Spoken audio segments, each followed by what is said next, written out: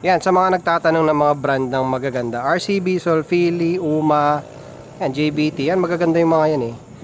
And then, dito naman tayo sa rear muna. So dito ano kasing tawag dito sa caliper na to? Anong model? S-series din yan eh. Parang S-series. pair sila nung sa harapan na Okay. So Pero ito yung kasi- kapares ng 2-pot na Oo. S-series. Di ko alam anong tawag. I-comment nyo na lang. Pero nakikita ko to sa mga shop eh.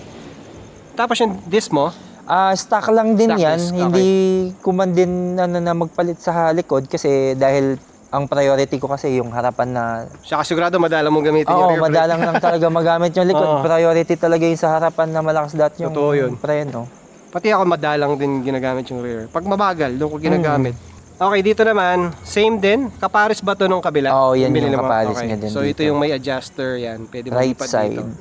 And then ito, ang tawag dito? Yan yung RCB shifter S1. S1, yung kapares din ng kabila. Kapares ng kabila. Okay. And then ito pa rin syempre naka-RCB hose, naka-RCB na hydraulic pump, ang tawag yata diyan, hydraulic pump. Ayan. Yan. Para Tapos- ano lang, clean locks lang. Mhm. Dito lang, tago lang.